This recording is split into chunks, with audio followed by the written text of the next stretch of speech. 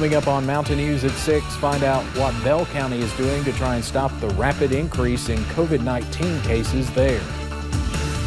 And learn what one business is doing to test people in the mountains for COVID-19. The hot and humid conditions continue heading into the rest of the week. We could be looking at a cool down though by the weekend. I'll have more details on that right now at 6.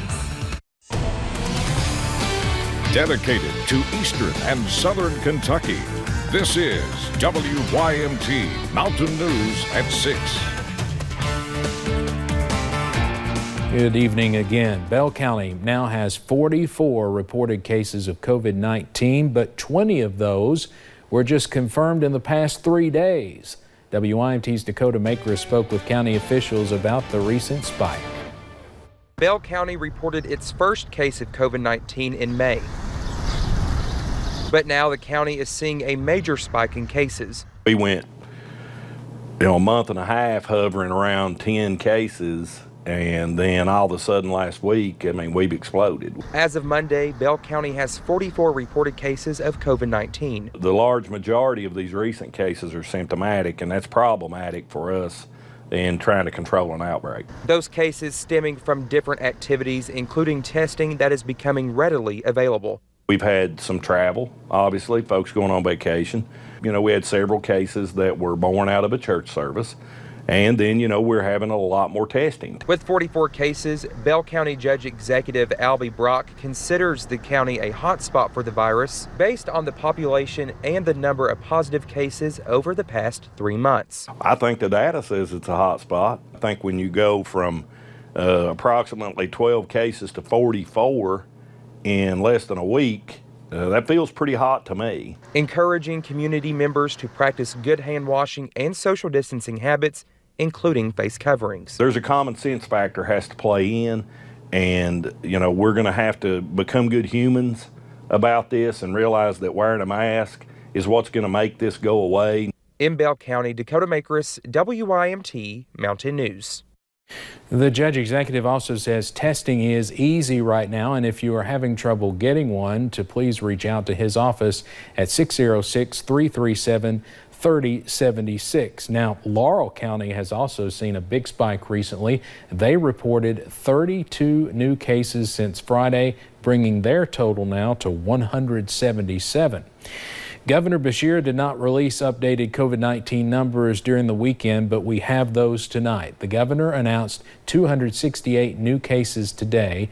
That brings the total number of cases to 17,152. There were 8 new deaths over the weekend, and the death toll now sits at 593. 4,785 Kentuckians have recovered from the virus. For more information on COVID-19 in Eastern Kentucky, go to our website, WYMT.com. The Mountain Comprehensive Health Corporation began its COVID-19 mobile testing today. Mobile testing was at the Pineville Health Department, where the goal was to provide rapid testing to anyone in the community who wanted a COVID-19 test, regardless if they show symptoms or not. The rapid test only takes 15 minutes for preliminary results. It's going really, really well. People have been really nice and accommodating, and they understand that we're a little bit backed up. So our 15-minute rapid test has been pushed back just a little bit because we're running them as fast as we can. But we're going to call everybody this evening and let them know that preliminary result for sure. But it's been really busy. The mobile unit had 300 swabs on board. The center has 2 mobile units, with one in Middlesboro today as well. There will be a unit in Harlan County tomorrow. Hours for the units are Monday through Friday from 8:30 until 5. Kentucky school districts are still working on their plans to have students back on campus this coming year, and many superintendents still have a lot of questions. Public health officials met with local school leaders virtually this afternoon. WYMT's Phil Pendleton has more on what was discussed. Schools across Kentucky will be starting up next month with a lot of unknowns, but it's a sure bet that teachers and students will be asked to wear masks. first grade and up should be wearing a mask, a cloth mask. State health officials had a virtual roundtable discussion with more than 20 district leaders and the Superintendent's Advisory Council. One question was, should students be required to get a COVID-19 test? We just need to know what it is that we need to do if a kid has a fever. Doctors did say that the CDC does not recommend that all students get blanket tested, but it's likely a lot of teachers will be asked to. And several school leaders have expressed some concern about contact tracing as far as how exactly to find all the students that just one student may have come in contact with. In a fourth grade class and they change classes, you may be 120 students are going to go home for 14 days. Some administrators are asking high school student athletes to quarantine for 14 days if they vacationed in South Carolina or Florida. Now there's the question of what if students just take a weekend trip. Pigeon Forge, Gatlinburg, Indiana to the pumpkin farm, wherever you name it, there could be folks going to hot spots. School nurses will also be asked to consider moving their health rooms to provide more space, ventilation, and access to sinks. Phil Pendleton, WYMT Mountain News. Education leaders say schools will be given more flexibility as far as attendance and non-traditional education days because of COVID.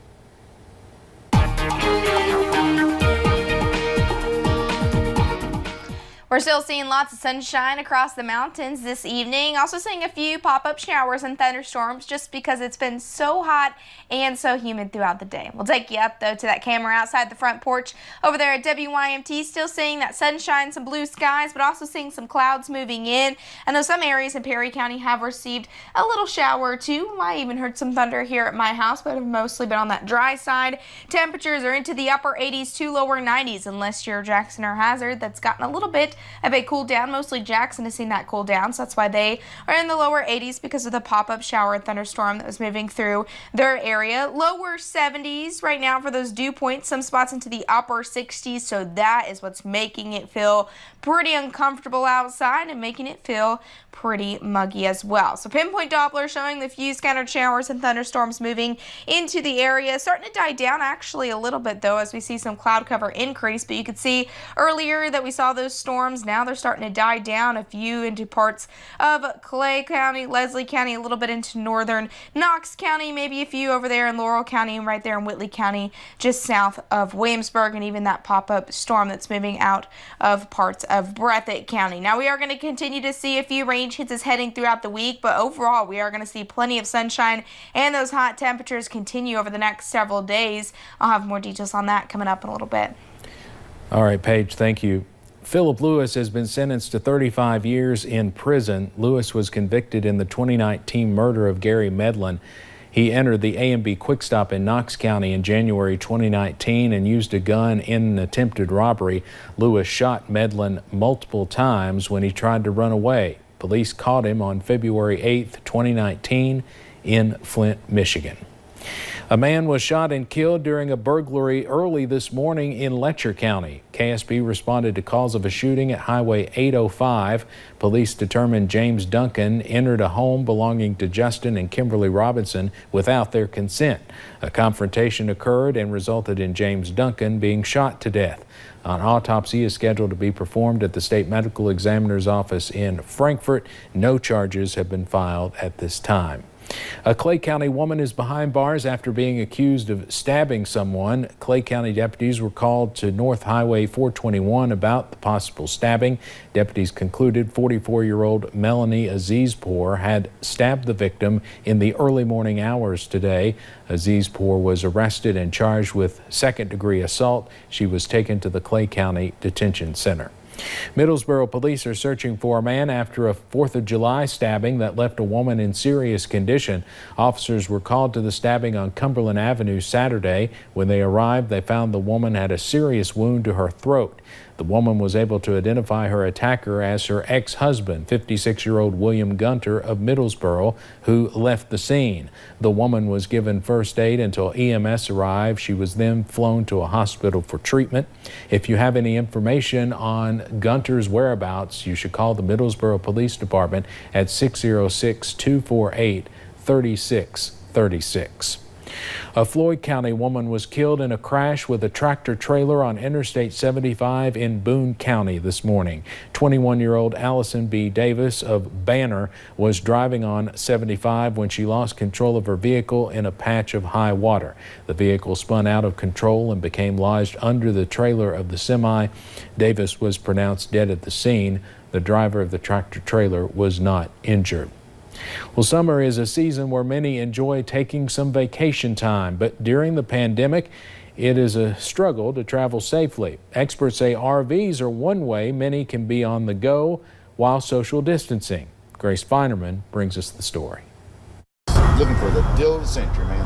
We got this. Just one customer out of many looking to buy or rent a coveted RV during the COVID-19 pandemic. Our biggest challenge right now is getting inventory, but we've had record months the last 2 months. Justin Wilson, Big Daddy RV's sales manager, says sales are usually up during the summer. This year, they're doubled. Things are opening back up and people are getting vacation and traveling.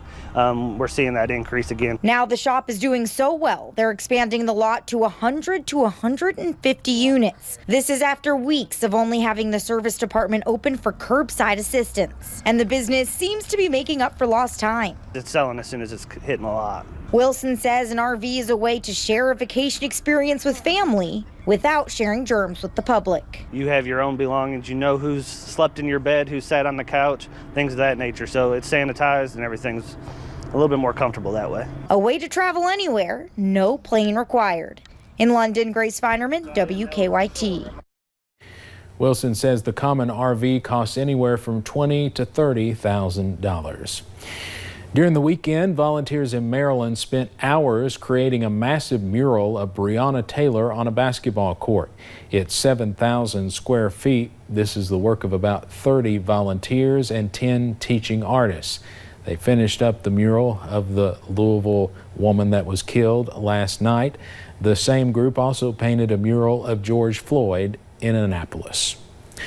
Country Music Hall of Famer Charlie Daniels died this morning. The musician suffered a stroke.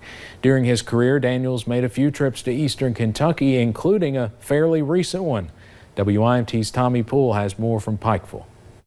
Yeah, I'm inside the Appalachian Wireless Arena here in Pikeville, right in front of the box office, where less than a year ago, Eastern Kentuckians gathered to see the country music legend. Charlie Daniels played at the venue in October of 2019. That is where this signed fiddle came from. An arena fan had it signed by Daniels on that night. Senior Director of Sales and Marketing Josh Kessler had interactions with Daniels. He said Daniels will definitely be missed. Super humble person, would come in and talk to everyone, whether you were the events person, you were the custodian. He would sit and talk to you and say hi to you. He'd go out of his way to be very gracious and kind. So definitely a big loss for the music industry in 2020. Not only was he a great person, but a great musician as well, belonging to the Country Music Hall of Fame. Had many hits, but one most famous, probably The Devil Went Down to Georgia, a song that I'm sure will play out till the end of time, and one that definitely rang the halls here at the Appalachian Wireless Arena. In Pikeville, Tommy Poole, WYMT Mountain News.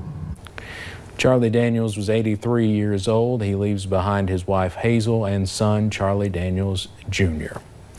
A prominent Hazard businessman died unexpectedly early Sunday. When he was just 21, Greg Wells and 4 friends founded Leslie Resources, which grew into one of the largest employers in the region and one of the most successful coal mining companies in southeastern Kentucky. Later, he helped start First Trust Bank, which has now grown to include 4 branches. He contributed funds to establish the Greg and Noreen Wells Bluegrass Hospice Care Center in Hazard. A drive-through memorial for Greg Wells will be held on Wednesday from 2 until 5 p.m. at the Wells Family Farm at the Coalfields Industrial Park. Greg Wells was 59.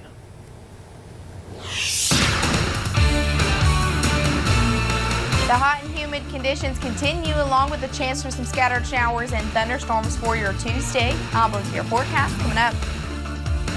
And also coming up, find out how one mountain community is remembering a baby that died in its sleep.